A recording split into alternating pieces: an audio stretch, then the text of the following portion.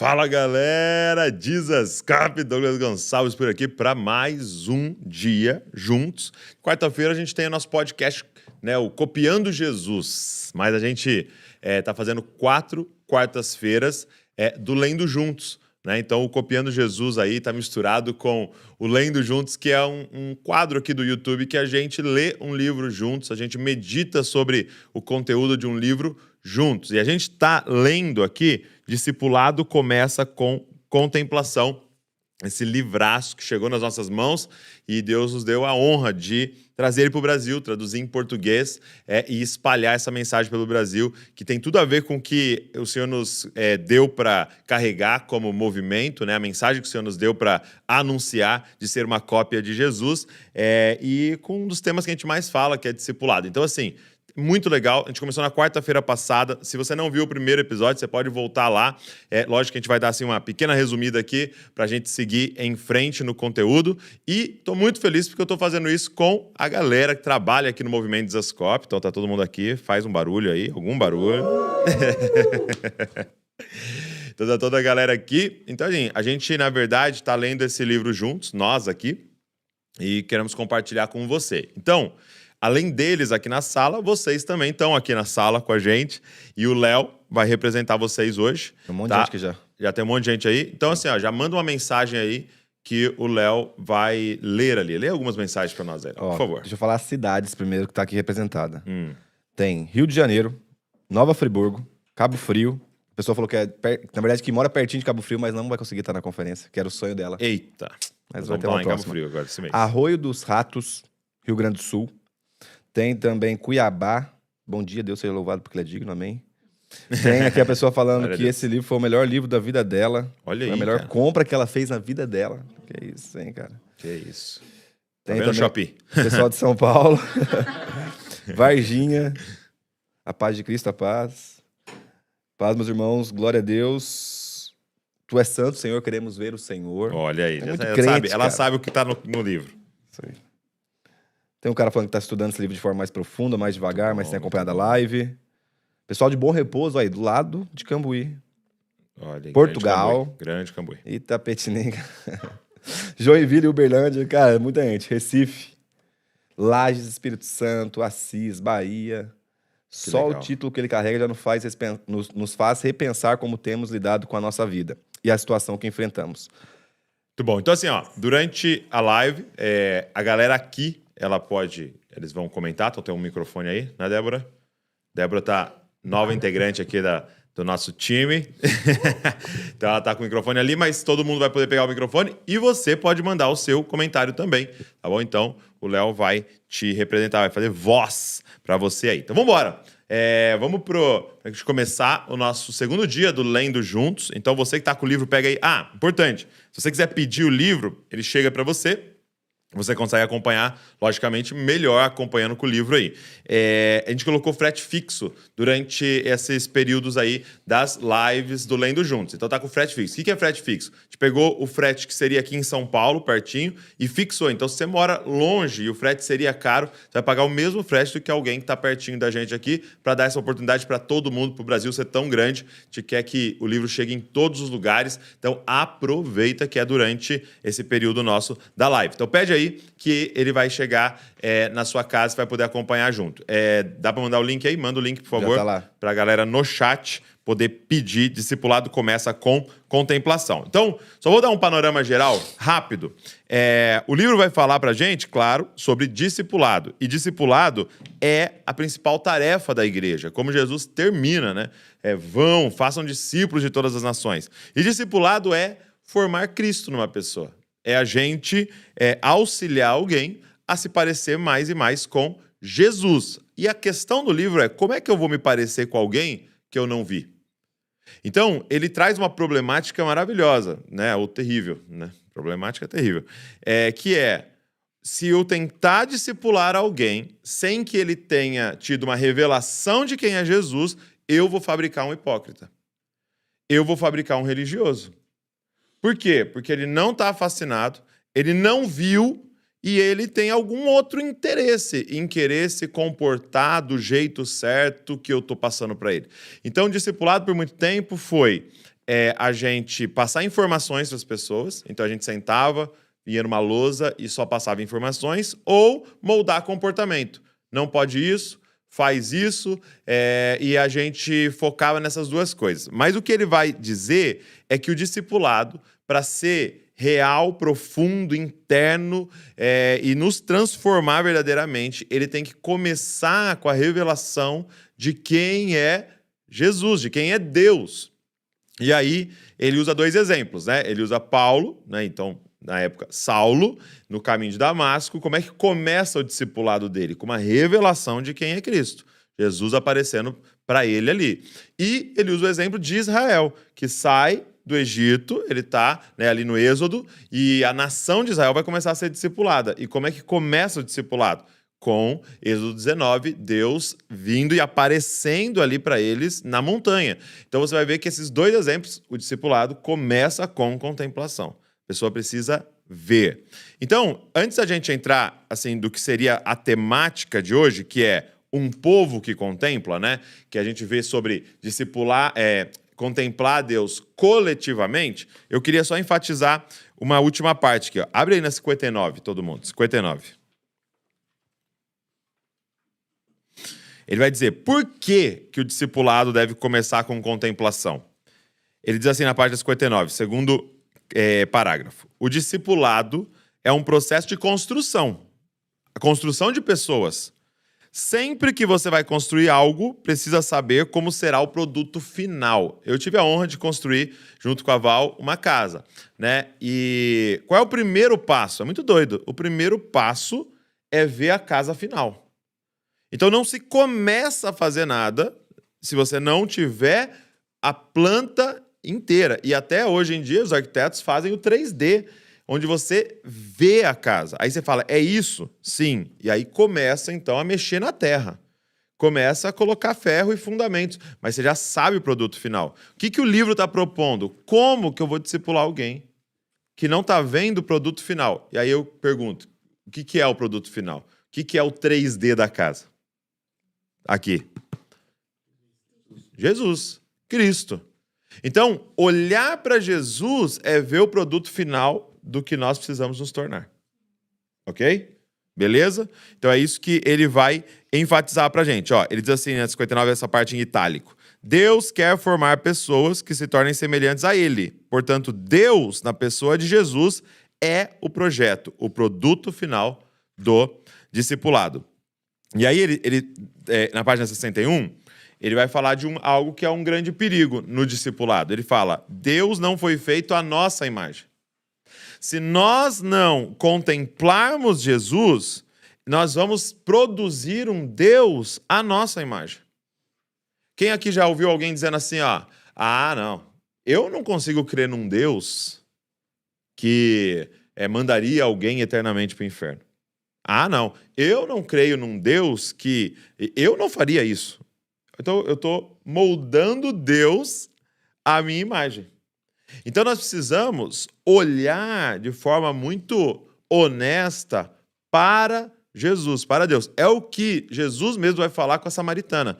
Quando a samaritana, né, o povo samaritano, eles viviam um sincretismo, uma mistura da fé judaica com outras, com idolatria e tal. E aí, Jesus fala para a mulher samaritana, vocês adoram o que não conhecem. Então, isso é uma frase que talvez expressa muito o que acontece nos dias de hoje. Muita gente falando, o que você é? Eu sou evangélico, eu vou na igreja e tal. Mas quando você vai perguntar para ela, quem é Deus? Você vai ver inúmeras distorções. E é isso, você adora o que você não conhece. E geralmente esse Deus é formado à nossa imagem. É o que eu quero que ele seja. Mas Deus não é o que eu quero que ele seja. Deus é Deus. E nós precisamos, então, olhar para ele. Olha só o que diz. Deus não é feito...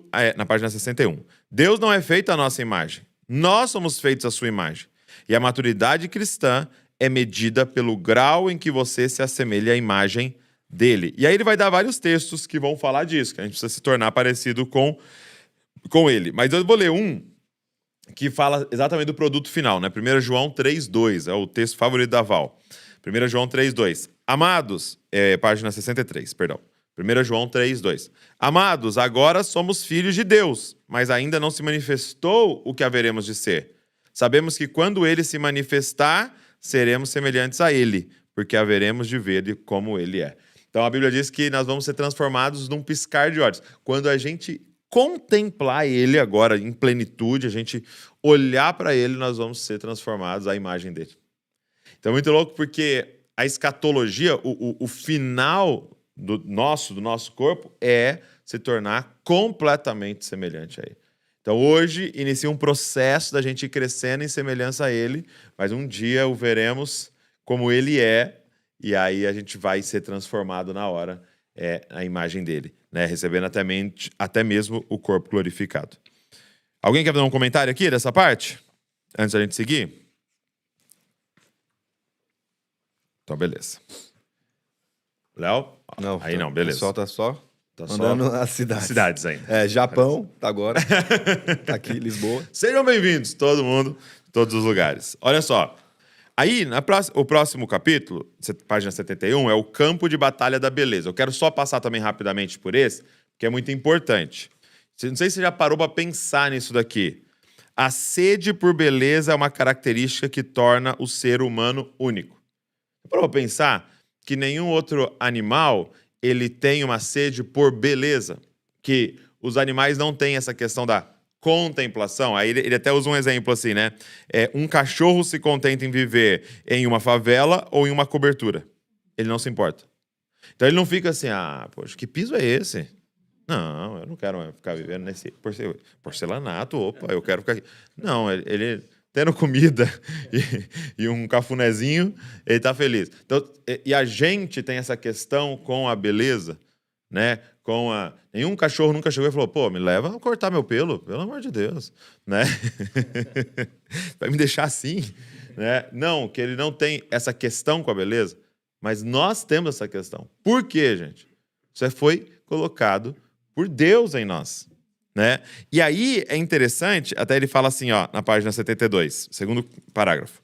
A igreja repreende as pessoas pelo consumo excessivo de falsa beleza. Mas essa é uma resposta incompleta ao dilema humano.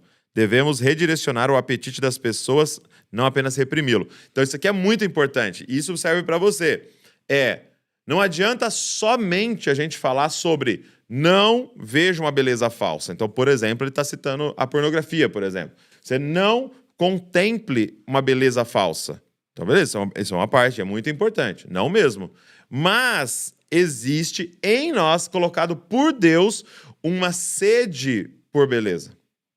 Então, não adianta só eu falar. É como se eu falasse para a pessoa assim, ó, não come besteira. Não come comida industrializada. Beleza, isso é uma parte. Mas existe algo dentro dele chamado fome. E se ele ficar passando fome, ele vai terminar fazendo o quê? Ele pode resistir um dia, 2 dias, 3 dias, mas vai chegar uma hora que não vai ter como. Ele vai voltar para aquilo. Então não adianta só falar, não olhe para a beleza falsa. A gente vai ter que ensinar a olhar para a verdadeira beleza. Porque há uma sede em nós por essa beleza. E há um lugar de olhar para essa beleza que nos gera vida e não nos gera morte. Então, tem essas duas coisas, né? Que a gente precisa... eu gosto muito desse texto de Jeremias, na página 73, tem Jeremias 2,12, diz assim, ó, fiquem espantados com isso, ó céus. Isso aqui é forte, né? Fiquem espantados com isso, ó céus. Porque ele tá falando, tipo assim, com os anjos. Falando, anjos, presta atenção nisso aqui. Fiquem horrorizados e cheios de espanto, porque o meu povo cometeu 2 males. E aqui é o espanto. Abandonaram a mim, a fonte de água viva. Os anjos estão assim, o quê? Eles abandonaram o Senhor. Como alguém abandona o Senhor? E diz assim, e cavaram cisternas rachadas que não retêm águas. Então, o povo, aí ele está usando o exemplo da sede. A gente tem sede. Então, se eles abandonaram a fonte de água viva, a água limpa, a sede continua. Então, você vai para a água suja. Então, o caminho não é só parar de tomar água suja, mas, então, encontrar água limpa. E aí é um outro exemplo que ele está dando, dessa sede que nós temos por beleza. E aí, na página 76, ele vai falar, então, que nós precisamos nos tornar estudantes da divina beleza. E é aqui algo, cara, para a gente pensar. Você que está aqui com a gente, precisa pensar sobre isso. Ele diz assim, ó, o discipulado bíblico produzirá pessoas que se tornarão estudantes da beleza de Jesus. E, gente, vamos ser sinceros. Se a gente pegar o conteúdo dos vídeos, se a gente pegar os temas das pregações, se a gente pegar os temas dos livros, quantos são sobre a beleza de Deus em Cristo Jesus? Entendeu? E não que seja ruim por exemplo, 5 passos para você organizar suas finanças segundo a Bíblia. Legal, a gente precisa organizar as nossas finanças. É importante. 3 maneiras de melhorar o seu casamento. Poxa, é importante. Casamento é um projeto de Deus. Mas nós estamos, muitas vezes, ignorando o fundamento da nossa vida. O fundamento do nosso casamento, da nossa vida financeira, da nossa saúde, que é Cristo. Então nós precisamos voltar para esse lugar. Isso aqui não é simplesmente uma crítica aos púlpitos do Brasil, é uma crítica também ao nosso consumo, porque no YouTube é você que digita a busca e escolhe o vídeo. E apesar de ter muito mais vídeos produzidos para prática da vida, nós podemos acessar... Cara, nós precisamos nos tornar estudantes da beleza divina. Estudantes. Começar a falar, Senhor, me revela quem Tu és e me fascina por ela. Eu tenho uma sede em mim por beleza e eu sei que Tu és o mais belo, que Tu és fascinante, que a gente vai gastar a eternidade Te conhecendo. Deixa eu começar agora. E aí a gente começar a ir atrás de livros que vão falar da beleza de Deus. A gente ir atrás de pregações, a gente ir atrás de estudos, a gente ir atrás de conferências, a gente ir atrás de músicas que vão começar a gerar em nós esse fascínio. Quem é o Senhor? Quem é Deus? E aí, ontem eu tive a oportunidade lá no Vilela, a primeira pergunta é, o que é a Bíblia? É um manual? É um princípios de sabedoria para a vida? Não, a Bíblia é a revelação de um Deus belo e maravilhoso que, na sua misericórdia, decidiu se revelar a nós. Num livro ainda mais do que isso, no Filho, ele veio para olhar no nosso olho. Então, nós vamos nos empenhar nisso. Você que está aqui hoje com a gente, ou ao vivo, ou depois assistindo gravado, queria te desafiar a fazer um compromisso. Eu quero me tornar um estudante da beleza de Deus. Tem um conceito filosófico que chama taumatzen, que é a ideia de um espanto. É algo semelhante ao que Moisés teve na sarça ardente. Então, tá queimando, mas não se consome, e aí ao invés de afastar, ele se aproxima. Então é esse conceito de espanto que atrai, né? E aí, lendo essa parte aqui, eu fico pensando como que nós nos tornamos muito anestesiados em relação também à beleza de Deus manifestada no mundo, ou na ordem criada. É um outro lugar de ver. Eu enxergo a manifestação da beleza de Deus como se fosse um funil, que vai ganhando especificidade cada vez mais se aproxima da plenitude que está em Cristo. Então eu olho para a nuvem, eu olho para o oceano, eu olho para uma floresta, eu olho para um animal, eu fico, cara, beleza, né? É aquilo que eu falei para você uma vez... Faz tempo já, eu não lembro qual pregação que você pregou, e eu falei sobre a ordem derivada de uma pessoalidade.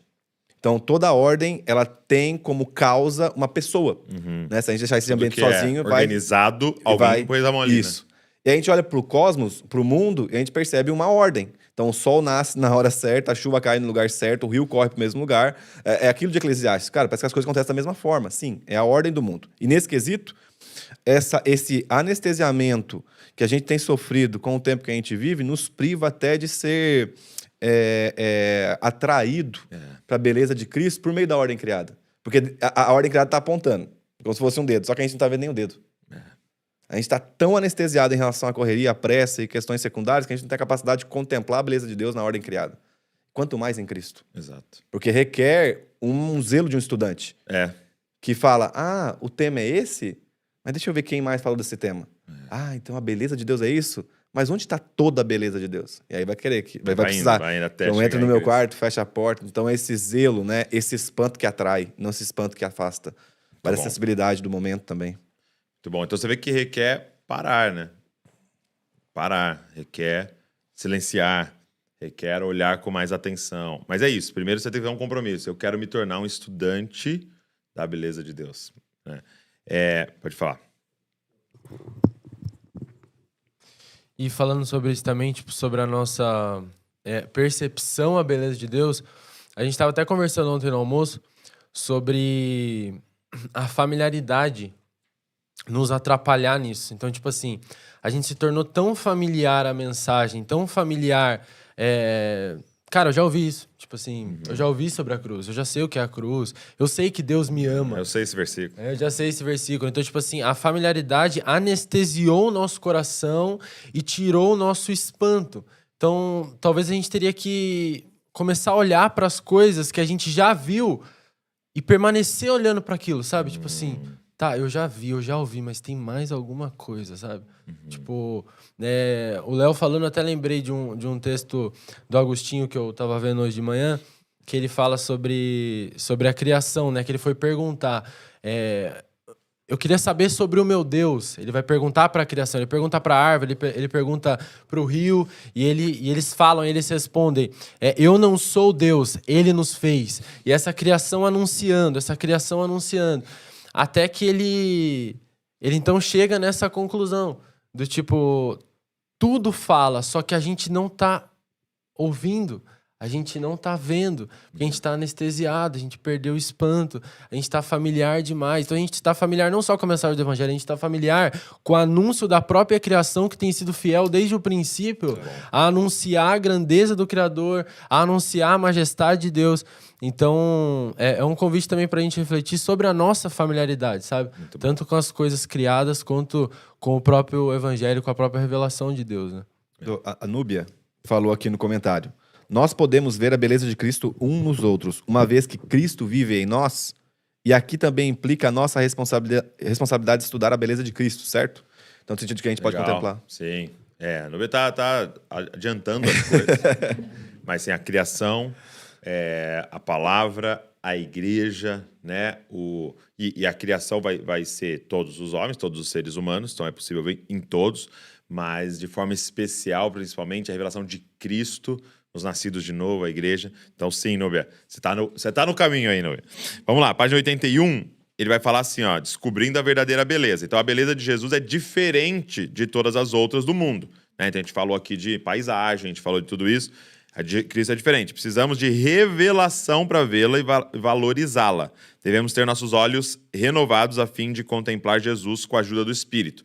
Então, eu quero rapidamente, com você aqui agora, fazer uma oração. Se você pode aí, feche seus olhos. Se não, pode ficar de olho aberto se estiver dirigindo, pelo amor de Deus. Pai, nós queremos pedir ao Senhor que revelação do alto. Espírito Santo, venha sobre nós e venha sobre cada um que está assistindo isso. E abre os nossos olhos para contemplar a beleza do Senhor em Cristo Jesus. Nós não podemos fazer isso carnalmente, não é somente raciocínio humano, não é simplesmente inteligência. Nós precisamos de Ti para te amar. Nós precisamos de Ti para te ver. Então faz isso em nós, Pai. Eu oro por cada um que está aqui com a gente hoje. Pai, em nome de Jesus, nos deixa ver o Filho e ser fascinado por Ele, em nome de Jesus. Então, o que ele vai dizer é que é revelação. Você vai falar para alguém, ô Jesus, ele, sai fora, mano, Jesus. Entendeu? E de repente, um outro ficará completamente cativado. Entregará a sua vida toda, como nós temos feito. Então, é revelação do alto. Ele vai falar isso até para Pedro, né? Às vezes, o penúltimo parágrafo do 81, às vezes o discipulado é difícil porque tentamos fazer com que as pessoas obedeçam a Jesus e não com que o achem belo. Vamos parar nessa frase. Sério, gente, isso aqui é muito sério. Às vezes o discipulado é difícil, porque nós queremos que as pessoas obedeçam a Jesus e não que o achem belo. Então nós vamos ter que parar, logicamente, primeiro fazer essa pergunta para nós mesmos, né? Eu estou empenhado em ver Jesus e estar fascinado por Ele, ou só em obedecê-lo? Porque se for só em obedecê-lo, essa obediência, a intensidade dessa obediência, o tempo que eu vou conseguir obedecer vai ser curto. Geralmente vai estar ligado a benefícios. Está indo tudo bem, está lá na obediência. Primeiro vento, primeira tempestade, primeira coisa que der errado. Que é isso? E o nosso contrato? Agora, quando eu estou fascinado, quando eu amo, quando eu sou apaixonado, né? É tudo diferente. É como um casamento. Como num casamento. Se eu tô lá pelos benefícios, quando os benefícios pararem, eu tô fora. Se eu tô lá pelo amor, pela fascinação, pela paixão, os ventos vêm e a gente permanece. Porque é muito além de ter benefício ou não. Então, discipular é ajudar pessoas a estarem fascinadas por quem Deus é. E principalmente na pessoa de Cristo. Felipe, o Batista. Filipe, o Batista. Não, eu só ia falar uma coisa, né? Porque diante dessa afirmação, eu acredito que a forma como a gente discipula pessoas muda completamente, né? Muda. Porque depois que eu li o livro, eu comecei a experimentar dessa realidade. Às vezes as pessoas vinham, tipo, eu tô com problema nisso. Aí, tipo, era tanta informação que às vezes eu não sabia nem como aconselhar a pessoa, sabe? Aí eu falava pra ela, tá, primeiro, mas como tá a sua vida devocional? Vamos fazer uma primeira pergunta aqui. Como tá o seu relacionamento com Deus? Aí a pessoa, eu não tô fazendo, eu não tô tendo tempo com Deus. E eu falava, tipo, então é impossível, eu posso te aconselhar, te dar todos os conselhos, todos os princípios para você vencer na vida, mas se você não tiver praticando o mais importante, estando no lugar mais importante, vai ser tudo em vão. Vai ser tudo vazio, né? Então, isso muda muito a perspectiva de como a gente discipula alguém. Tipo, eu só posso discipular alguém que tá vendo a Deus. Muito bom. Se eu posso aconselhar, ensinar, falar, me copia, mas se a pessoa não estiver vendo Deus, buscando Deus por si própria, os meus conselhos não vão servir de nada. Cara, muito bom. Muito bom. É isso.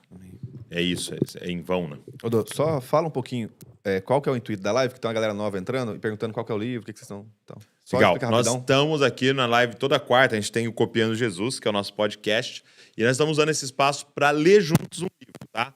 E o discipulado começa com contemplação. Então a gente está... Beleza? Então a gente está 4 quartas-feiras lendo juntos, o discipulado começa com contemplação. Se você está sem o livro aí, você vai conseguir entender, você vai ser muito abençoado, mas claro que vai ser muito legal se você tiver com o livro junto. Então tem até o link aí no chat, na descrição, você pode pedir, tá com frete fixo, e você vai poder acompanhar junto com a gente. A gente está no segundo dia. Então você pode voltar e ver. Quarta-feira passada teve, foi incrível, foi muito legal.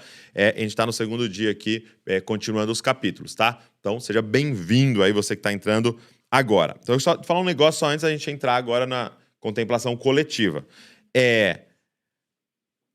Ele vai falar um negócio muito forte aqui, que muitas vezes a gente não tem fome pela beleza de Jesus, porque a gente está com o estômago cheio da beleza falsa. Então é página 82. Passar fome enquanto está superalimentado. Olha que interessante isso aqui, esse termo, né? Como que eu posso passar fome estando superalimentado? Então existe duas fomes, vamos chamar assim. Existe essa fome que a gente sente de tipo de estômago vazio, mas existe uma fome por vitamina, vamos dizer assim, por coisas nutritivas. Então, eu posso estar com fome aqui agora, né? Nós estamos com fome na barriga mesmo, assim, roncando. Aí o Alex, vou usar o Alex porque é real esse exemplo. Ele aparece aqui com um balde de pipoca. O Alex faz isso de vez em quando. Pipoca. Aí nós vamos pegar e vamos comer essa pipoca. Eu vou comer um balde inteiro. O que vai acontecer com a minha fome da barriga roncando? Vai acabar. Mas existe uma fome nas minhas células que não foram saciadas. Porque a pipoca ela não tem tantos nutrientes, ela é baixíssima em nutrientes. Então, apesar de eu estar super alimentado, talvez assim, não aguento mais nenhuma pipoca, ainda o meu corpo está clamando por algo nutritivo. É o que está acontecendo com a nossa geração. Nós estamos com acesso a tudo, com informação de tudo, com entretenimento de tudo, com um monte de pessoa ao redor, com gente com a gente o tempo inteiro, mas a gente tem uma sensação de estar sozinho. Nós temos uma sensação que tem uma coisa errada. Nós temos a geração acho que mais tem problema de dormir na história da humanidade. Entendeu? Com mais problemas emocionais. Por quê? Por quê? Com tanta coisa, com tanto acesso, com cada vez mais diminuindo as injustiças ao nosso redor. Aqui todo mundo tem uma cama, tem uma água quente, tem comida e tal. Por que essa sensação? Porque tem uma outra fome em nós, clamando por essa verdadeira beleza. Então, ele faz uma proposta. Qual é a proposta para começar a ter fome de Deus? Jejum. Jejum. Mas jejum mesmo? Jejum mesmo. Ele fala assim, ó, o jejum faz parte da vida cristã, o que inclui a abstinência de alimento e outras formas de contenção. Você não jejua para ganhar algo de Deus, mas para encontrar a fome e quebrar o domínio da falsa fascinação em sua vida. Isso é forte, gente. Então você que está aqui com a gente, você quer ter fome da beleza de Deus? Jejue. Porque jejuar, de novo, não é deixa eu sacrificar para Deus ficar com dó de mim e me dar alguma coisa. Não. Jejuar é deixa eu fazer voltar a fome dentro de mim para eu acessar o que ele já me deu. O que já está disponível. Gente, imagina essa situação. Esse aqui traz um balde de pipoca para você, que ele pagou R$2 no mercado. Você enche a barriga e aí depois você entra no carro e te levar uma churrascaria que é R$200 o rodízio. Você está diante daquelas carnes e sem fome. Com a barriga cheia de pipoca do Alex de R$2. E falaram, eu vou pagar para você. É de graça esse buffet inteiro. Você não tem fome. É terrível. Alguém aqui já ficou sem fome assim e comeu só parte da comida, do lanche, da comida japonesa e tal. E aí chegou em casa à noite, estava com fome e você lembrou do que você deixou no prato? Poxa, se fosse agora. Que arrependimento. Eu paguei por isso. Paguei, eu deixei, agora eu tô com fome. Por isso leve para casa a marmita. Mas o que ele está dizendo é isso, nossa barriga está cheia. A gente chega para falar de Jesus, a gente chega para ler a palavra, não há fome em nós. Então, um dos caminhos é essa abstinência de coisas ao nosso redor, outras fascinações, né? O Alex quer falar. Jejum. Defenda a pipoca, Alex. Explica em qual contexto é dado. Inclusive, esse excesso de informação que a gente tem no dia a dia, se a gente, como líder, não começa a discipular as pessoas a contemplar a beleza divina, o mundo vai discipular. Vai. Então, o mundo vai mostrar... Discipular que forma? Mostrando o belo. Tanto que se você entrar no Instagram da Nike agora, você não vai ver tênis lá. Não. Você vai ver pessoas malhadas, roupas bonitas. Um estilo de vida atraente. Estilo de vida atraente. É isso que eles vão mostrar. A mídia já sacou que a busca da beleza do ser humano é insaciável. Né? Então, eles vão discipular sempre mostrando o belo. Tanto que o Instagram é isso, né? A gente só mostra o lado belo da vida, não mostra os perrengues, não mostra nada, né? Então, a gente tem que sempre se atentar nisso, mostrar a beleza divina pra galera, e esse é o verdadeiro discipulado. E é isso, né? Então, esse discipulado vai ter essas duas pernas.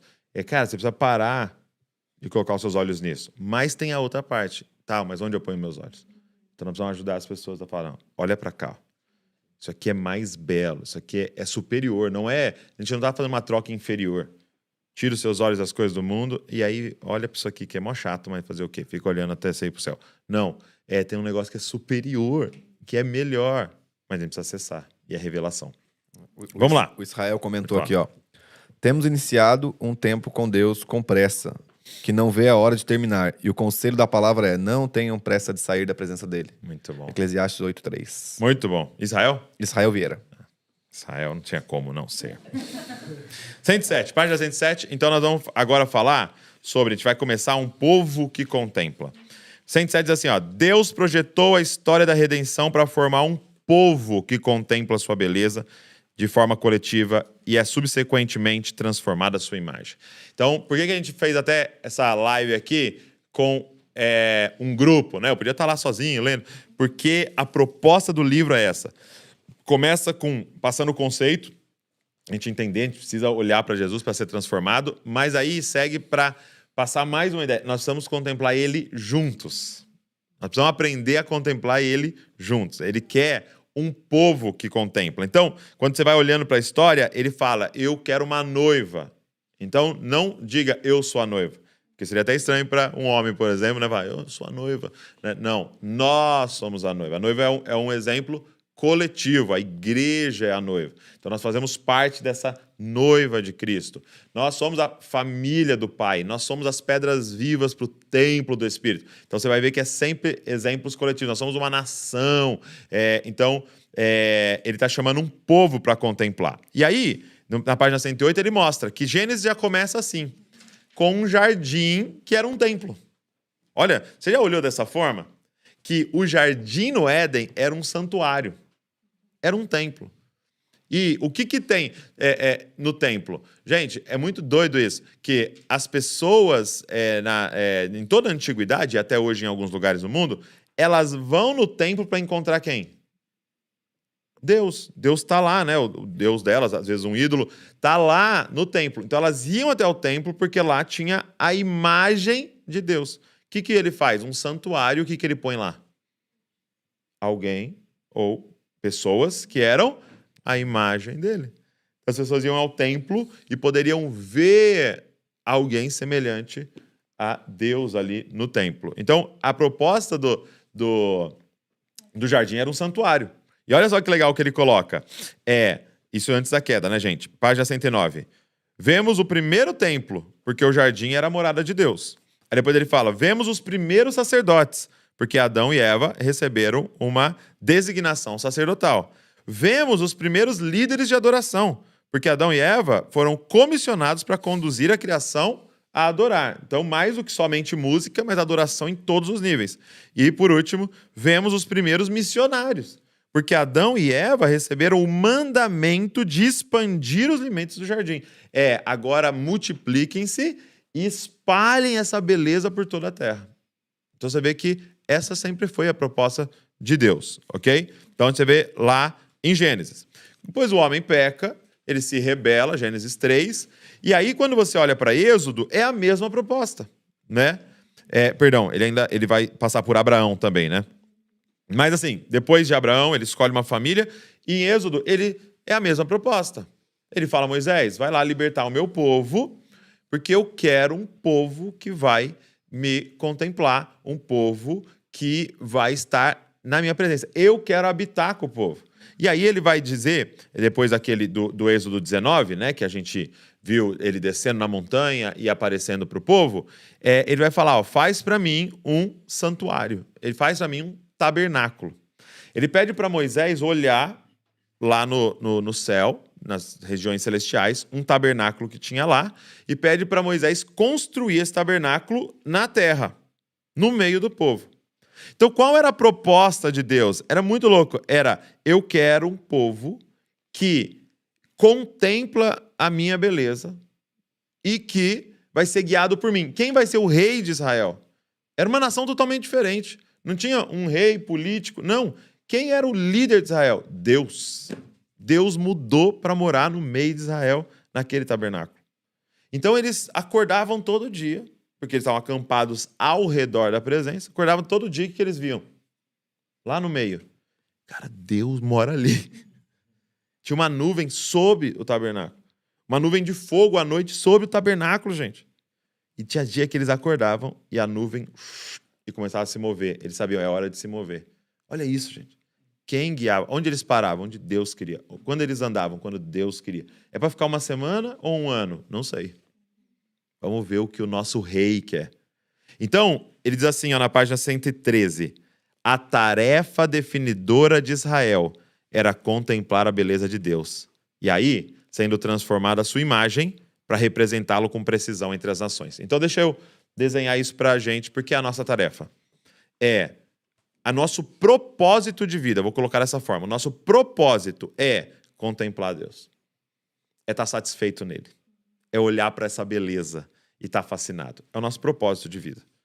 Aí, ao fazer isso, o que vai começar a acontecer? Nós vamos ser transformados à imagem dele. Cada dia você vai parecer mais com ele. E aí eu cumpro a minha missão de vida, que é representá-lo para o mundo.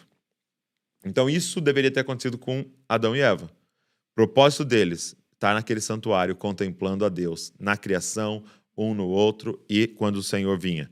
Ok? Eles iam crescer cada vez mais imagem e semelhança, cada vez mais semelhante a ele, porque eles estavam contemplando. E eles iriam espalhar essa imagem no mundo inteiro. Era a missão deles. Então, qual é a missão da igreja? Qual é a nossa missão? Qual é o nosso propósito? Contemplar o Senhor. Ser transformado de glória em glória em quem Ele é. E aí Ele vai colocar a gente em uma empresa. Aí Ele vai colocar a gente para morar numa rua. Aí Ele vai colocar a gente para estudar numa escola. Ele vai colocar a gente... E aí você pode falar, nossa, Deus, por que você me deixa com esse gerente chato aqui? Posso te falar por quê? Porque você tem uma missão. Revelar quem Cristo é nesse lugar. Não é somente por causa de um salário, não é somente por causa de uma promoção, de uma comissão. É porque tem gente aí que Ele quer se revelar. Então eu vejo Ele, sou transformado à imagem dEle e agora eu revelo Ele. Então essa era a proposta para Israel. Então, você vê que era coletivo, era todo mundo junto. Então, página 114, o chamado sacerdotal de Israel era coletivo. A nação não fora formada para ter sacerdotes. Toda a nação havia sido chamada para ser um reino sacerdotal e um povo santo. Então, o que acontece com Israel? O que acontece nos dias de hoje? O que acontece com Israel é o seguinte, Deus, em Êxodo 19, fala, eu quero uma nação sacerdotal. Ok? Israel é meu. Israel é minha, né? Então, eu quero uma nação sacerdotal. O que significa isso? Não é uma nação com sacerdotes. É uma nação de sacerdotes. Ou seja, todos da nação são sacerdotes. Né? Não é uma nação que tem alguns sacerdotes lá na frente, a gente vai lá, visita eles, é abençoado, tal, recebe a bênção e volta para casa. Não, uma nação onde todos são sacerdotes. Por isso que Deus desce na montanha e fala com todos. Israel inteiro ouviu a voz de Deus, em Êxodo 19, falando os 10 mandamentos. Então, essa era a proposta. Quando a gente olha para o Novo Testamento, é a mesma proposta. Nós somos um reino de sacerdotes. É o sacerdócio de todos os santos. Só que Israel chega para Moisés e fala depois de Êxodo 19, não, que Deus não fale com a gente. Eu não estou disposto a pagar o preço de ser um sacerdote. Porque, vamos ser sinceros, gente, é perigoso estar diante da presença de Deus. Se eu não quero me submeter a Ele, se eu não quero obedecê-lo, Ele vai matar a gente. Então é mais fácil eu continuar tendo minha vida do jeitinho que eu quero e falar, ô pastor Hélio, ora lá, ora por mim, né? 6 horas, né? O crente 6 horas. 6 horas por mim? 6 horas por mim? Entendeu? Por quê? Porque aí eu continuo tendo minha vida, né? Não preciso ficar perto dessa presença que mata. E aí vocês ficam se santificando lá e traz para nós a mensagem, aleluias. O pastor fulano é uma bênção, né? Entendeu? E é isso. A gente fica terceirizando a nossa fé até hoje. Só que não é a proposta de Deus. Ele quer uma nação de sacerdotes. Imagina a gente contratar alguém, pagar mensalmente, vamos todo mundo dar o dízimo aqui, para alguém falar com o seu pai por você. Essa não é a vontade do nosso pai. A vontade do nosso pai é que todos os filhos estejam diante dele, tenham acesso a ele e sejam fascinados por ele. Então, uma nação de sacerdotes. Essa é a proposta. Página 127, ele vai entrar, então, em um tema. A gente vai começar ele e a gente vai ver ele de forma mais profunda na semana que vem. Que aí ele vai começar a falar, então, sobre Davi. Então, a gente tem Êxodo, tabernáculo, eles estão andando no deserto, Deus muda sua presença para aquele tabernáculo, mas eles vão chegar em uma nação. Eles vão chegar numa terra para se tornar uma nação em um território, que é em Israel, em Jerusalém, que a gente conhece como Israel, na Bíblia vai descrever como Canaã, e lá agora vai ser construído um templo, né? Depois, lá em Salomão. Mas o povo pede um rei, e aí tem Saul se rebela, e depois de muitas coisas acontecendo, Davi assume. Né? Então você vai conhecer Davi, esse homem segundo o coração de Deus, Davi que escreveu vários dos salmos. E Davi, ele tinha uma dor, né? O autor vai colocar assim, a dor de um rei. E ele fala assim, para a gente entender o que Davi fez, que ele vai falar do tabernáculo de Davi, a gente precisa começar com qual era a dor de Davi. E olha o Salmo 27:4. Uma coisa peço ao Senhor, página 127, tá? Uma coisa peço ao Senhor e a buscarei, que eu possa morar na casa de Deus, na casa do Senhor, todos os dias da minha vida, para contemplar a beleza do Senhor e meditar no teu santo templo. Olha esse outro texto, página 128, o Salmo 132, que é um dos salmos mais lindos. Lembra-te, ó Senhor, pelo fato de Davi, de todas as tribulações que ele suportou, como jurou ao Senhor e jurou ao poderoso de Jacó, não entrarei em minha casa, nem me deitarei em minha cama, não darei sono aos meus olhos, ou sono às minhas pálpebras, até que eu encontre um lugar para o Senhor, uma morada para o poderoso de Jacó. Até ficou uma música famosa, né? De eu não vou descansar enquanto o Senhor não tiver um lugar para descansar. Enquanto o Senhor não tiver um lugar para repousar na terra. E aí, ele fala no 129, né? Vimos que Davi foi cativado pela beleza de Deus. Davi viveu com dor e saudade tão profundas e dolorosas que ele jurou não descansar até que o Senhor tivesse um lugar de habitação entre seu povo. Ele entendeu que o tabernáculo era uma morada para Deus, mas não a morada que Deus desejava. Uau! E aí, ele vai dizer o seguinte na página 130. Um dos maiores problemas da igreja é que continuamos a buscar nosso descanso e nossa satisfação enquanto Deus não alcançou o descanso e satisfação dele. Pronto? Acabou? Com esse soco no estômago, nós vamos para o dia de hoje.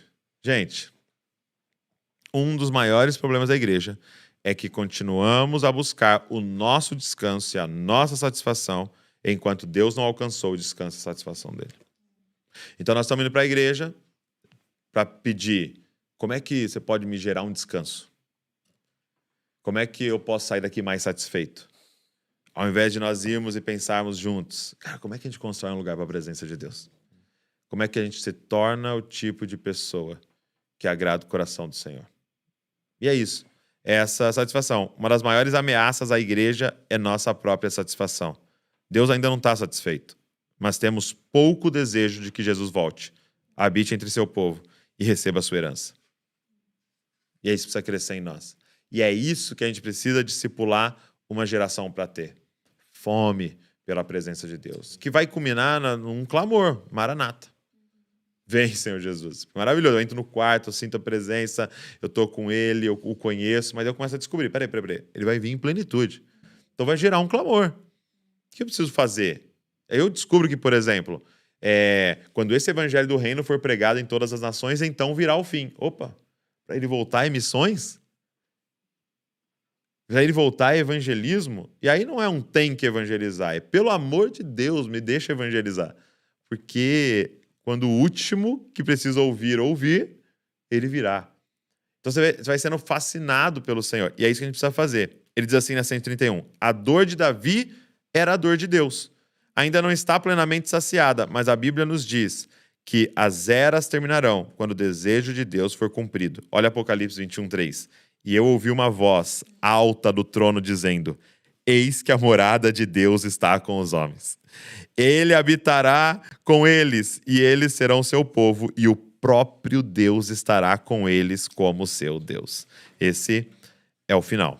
E aí, então, vai falar sobre o tabernáculo de Davi, que a gente vai entrar na semana que vem. Comentários, meus amados, diante disso. Antes da gente encerrar. Alguém quer adicionar algo nisso? Uau. Tem um cara lá no TikTok que briga comigo toda hora nos comentários, falando que não é pra falar uau, é glória a Deus. Então, glória a Deus. Muito bom. Então, o livro vai avançar para nos falar formas de a gente estabelecer entre nós, em família, essa questão de contemplarmos juntos. Então, ele vai ir nos guiando nisso. Ele vai falar aqui de Davi, o tabernáculo de Davi, e como isso mudou a liturgia, como é que música se tornou algo tão importante para nós como igreja. Então tem muita coisa legal ainda para a gente ver. Então você que está aqui acompanhando, Discipulado Começa com Contemplação, a gente está lendo juntos, tá? Porque a gente quer contemplar o Senhor juntos aqui. E eu queria te convidar para estar toda semana com a gente. Semana passada já aconteceu, se você não viu, pode voltar lá e ver. Manda nos comentários aí quem estava semana passada e como é que foi para você semana passada, ou se você assistiu. E aí, na semana que vem, a gente está de volta. Vão ser 4 quartas-feiras. Se você quiser pedir o livro, ele está com frete fixo para o Brasil inteiro. Você pode mandar, você pode pedir aí que a gente vai mandar na sua casa. E não importa onde você mora no Brasil, a gente fixou o frete com um valor aqui de São Paulo para chegar no Brasil inteiro. Você pode estar morando aí em Manaus, no extremo norte, ou você pode estar morando lá no sul, no extremo sul, a gente vai enviar para você aí com frete fixo, tá? Aproveite essa oportunidade e já pede aí. Léo, considerações finais aí da galera que está nos acompanhando. Teve uma irmã aqui, deixa eu só achar ela, que ela falou que comprou o livro, deu... Aqui, ó. Estou lendo esse livro com 7 líderes de célula. Muito bom. Falou que deu um livro pro pastor. Uma outra irmã falou que deu um livro pro pastor. E aí todo mundo começou a ler o livro na igreja também por causa disso. Que o pastor começou a citar ele muito na pregação. Aí tem aqui também um comentário de novo do Israel. Israel hoje tá mandando bem On zaço. fire. Ó, Êxodo 19:6 e 1 Pedro 2:9 é o mesmo contexto. Na palavra não existe escolha ou opção, e sim contemplação. O próprio Cristo disse que quem não está comigo é contra mim. Que isso, Israel. Obrigado, Israel. Uma coisa legal do que ela falou, tem lá no site, se você quiser, a caixa. Tem a caixa fechada com 20, é 30% de desconto, Carol? Você lembra? Alguém lembra? É 15, eu falei errado semana passada. Então, 15% de desconto, você pode pedir a caixa inteira. E se eu não me engano, vem 20 na caixa, então você pode pedir e com uma galera. Cara, não tem nada melhor do que a gente ler em grupo, ler juntos. Isso abençoa muito, fixa muito em nós e a gente pode ter esse compromisso um com o outro. Falar, ei, o que a gente está estudando lá, pô? Olha para Jesus. Então, a gente vai lembrar um ao outro o tempo inteiro. E é uma das formas que a gente mais absorve aqui, é lendo livros juntos. Beleza? Obrigado. Obrigado por você estar aqui com a gente. Obrigado a todo mundo aqui por esse dia. Vamos aplaudir ao Senhor mais uma vez. Obrigado, Pedro, por essa live. E dizer para você, pega esse link, compartilha com o máximo de pessoas possível, manda nos grupos aí da sua igreja, junta com a galera para assistir. Gravado, se 8 horas da manhã não é possível aí para vocês. E eu quero continuar essa oração, que seus olhos sejam abertos para contemplar a beleza de Deus em Cristo Jesus e que a cada dia a gente esteja mais apaixonado por Ele. Então Deus abençoe você e não se esqueça, você é uma cópia de Jesus. Valeu!